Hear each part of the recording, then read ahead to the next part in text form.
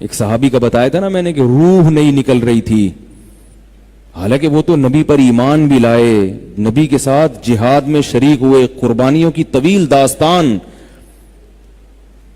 کتنی قربانیاں ان کی، کلمہ بھی پڑھ لیا، سخاوت تو تھی ان لوگوں میں، مگر موت کے وقت اتنی سختی ہوئی ان کے اوپر کہ ان کی روح نہیں نکل رہی، جان اٹکی ہوئی ہے، تڑپ رہے ہیں، موت کی تکلیف بہت سخت ہوتی ہے۔ لوگوں نے آ کے آپ صلی اللہ علیہ وسلم کو بتایا کہ یا رسول اللہ ان کی جان اٹکی ہوئی ہے، نکل نہیں رہی، عذاب میں تڑپ رہے ہیں۔ تو آپ صلی اللہ علیہ وسلم نے فرمایا پوچھو ان کے والدین زندہ ہیں؟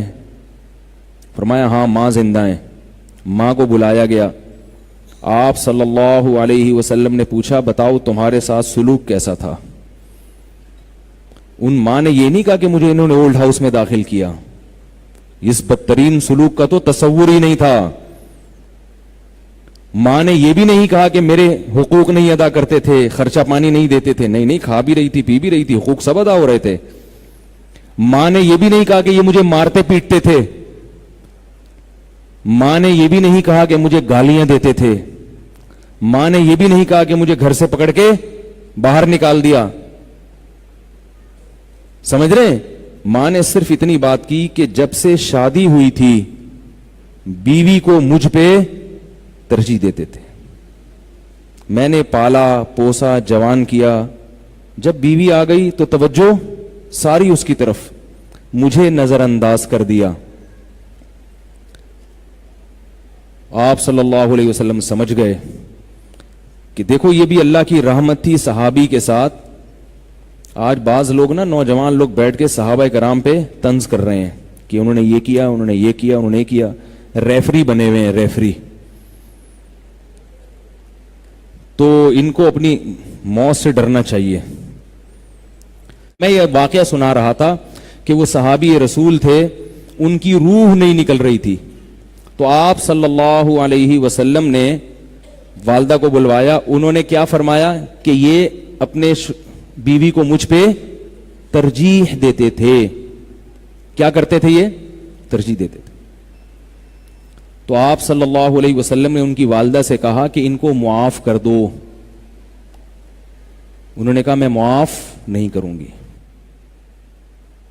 تو آپ صلی اللہ علیہ وسلم نے فرمایا، حدیث کا مفہوم ہے کہ پھر لکڑیاں جلا کے کیا تم یہ چاہتی ہو ان کو آگ میں ڈال دیا جائے؟ انہوں نے فرمایا یا رسول اللہ میں کیسے اپنے بیٹے کو آگ میں ڈالوں؟ فرمایا دنیا کی آگ برداشت نہیں کر رہی، اپنے بیٹے کے لیے جہنم کی آگ برداشت ہے، تمہیں جہنم کی آگ برداشت ہے۔ تو ان صحابیہ نے عرض کیا، پھر انہوں نے معاف کر دیا۔ تو آپ صلی اللہ علیہ وسلم نے بھیجا صحابی کو، فرمایا جاؤ دیکھ کے آؤ کہ روح نکلی ہے یا نہیں نکلی۔ روح نکل گئی ہے تو اس کی علامت ہے کہ واقعی ماں نے دل سے معاف کر دیا ہے۔ جا کے دیکھا تو واقعی روح نکل چکی تھی۔